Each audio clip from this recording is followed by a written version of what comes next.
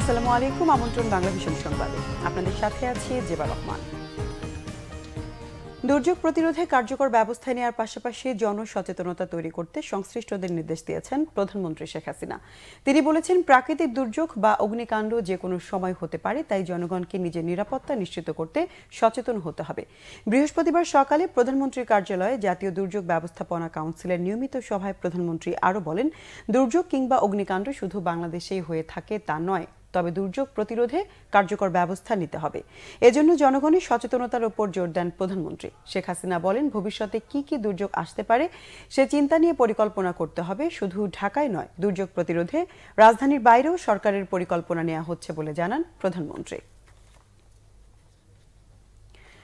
বেগম খালেদা জিয়াকে প্যারোল দেওয়ার নামে সরকার -1 তত্ত্ব বাস্তবায়ন করতে চাচ্ছে বলে অভিযোগ করেছেন বিএনপি নেতারা। একই সাথে তারা বলেন, হত্যা নির্যাতনের বিচার না হওয়ায় এখন জনগণকেই রুখে দাঁড়াতে হবে।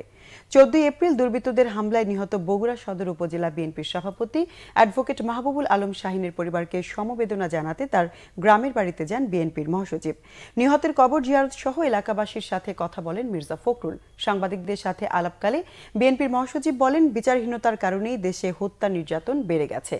এদিকে রাজধানীর নয়াপল্টনের কেন্দ্রীয় কার্যালয়ে সংবাদ সম্মেলনে দলটির সিনিয়র যুগ্ম মহাসচিব রুহুল কবির রিজভী বলেন, সরকারি বেগম জিয়াকে জামিনে মুক্তি পেতে বাধা দিচ্ছে।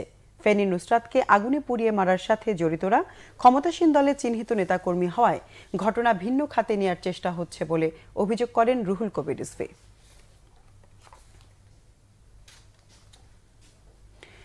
বিচ্ছিন্ন সংঘর্ষ আর ইভিএম বিকলের একাধিক অভিযোগের মধ্য দিয়ে চলছে ভারতের লোকসভা নির্বাচনের দ্বিতীয় পর্বের ভোট। পশ্চিমবঙ্গ, আসাম সহ ভারতের 11টি রাজ্য এবং একটি কেন্দ্রের শাসিত অঞ্চলে ভোট হলেও স্থগিত আছে তামিলনাড়ুর ভেলোরের লোকসভা ও ত্রিপুরার বিধানসভা নির্বাচন। অপর্যাপ্ত নিরাপত্তা ব্যবস্থার অভিযোগে দিনের শুরুতে উত্তেজনা ছড়ায় পশ্চিমবঙ্গের একাধিক আসনে। বিভিন্ন দলের কর্মী সমর্থক এবং আইনশৃঙ্খলা বাহিনীর ত্রিমুখী বাকবিতণ্ডা এক পর্যায়ে সংঘর্ষে গড়ায়। চলে গুলি ও বোমা বর্ষণ। দার্জিলিংয়ের চোপড়ায় একটি মহাসড়ক প্রায় 20 মিনিট অবরোধ করে রাখা হয়। ভোট দিতে বাধা দেওয়ার পাল্টাপাল্টি অভিযোগ তুলেছেন প্রতিদ্বন্দ্বী প্রার্থীরা।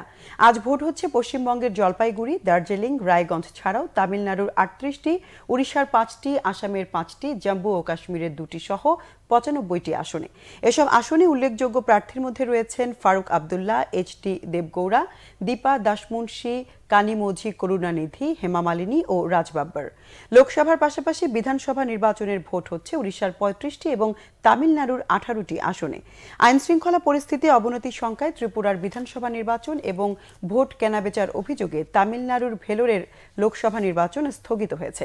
7 পর্বে লোকসভা নির্বাচন শেষ হবে 19 মে।